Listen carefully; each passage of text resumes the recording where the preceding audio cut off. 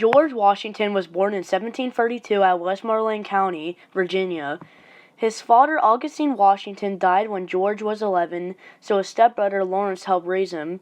At age 17, Washington was a surveyor, but became a soldier when Britain was fighting the French, known as the French and Indian War. After the war, Virginians elected Washington to the House of Burgesses when he was 26. Washington got married to Martha Custis, which made him rich and wealthy. Washington inherited Mount Vernon and settled there. Washington was one of Virginia's representatives at the First and Second Continental Congresses, which were meetings to discuss how they should do something about the taxes that the colonies were getting charged for. Washington was chosen by the Continental Congress to head the army. He was 43 years old. He fought for 6 years in the Revolutionary War. He lost a lot of battles, but won very important victories. Aided by the French, Washington forced the British to surrender on October 19, 1781 at Yorktown. After the peace treaty was signed in 1733, Washington retired to his home.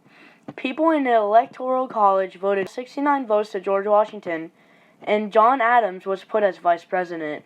In 1789, Washington went to New York City, which used to be the capital, for his inauguration. The next year, the capital was moved to Philadelphia. Washington helped set where the capital would be, but his presidency ended before the government moved it. Washington set the basics of what future presidents must follow. Washington appointed federal judges and signed laws. Washington didn't want political parties to form, but he couldn't prevent it. He was mostly like the Federalist Party. At the end of his 2 terms, Washington retired to his home, Mount Vernon. In 1789, he agreed to take charge of the army once more, but that wouldn't last too long. In December 1799, Washington had contracted illness after riding his horse in poor weather. Doctors would drain almost a third of his blood, which did not work. He would die in Mount Vernon 2 days later of falling ill on December 14, 1799. Fun facts. Washington is on the U.S. quarter and $1 bill.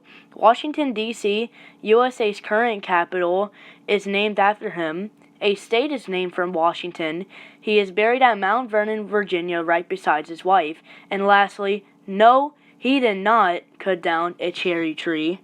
Thank you guys so much for watching this vid. I hope you liked it. I might make other president videos like John Adams, Thomas Jefferson.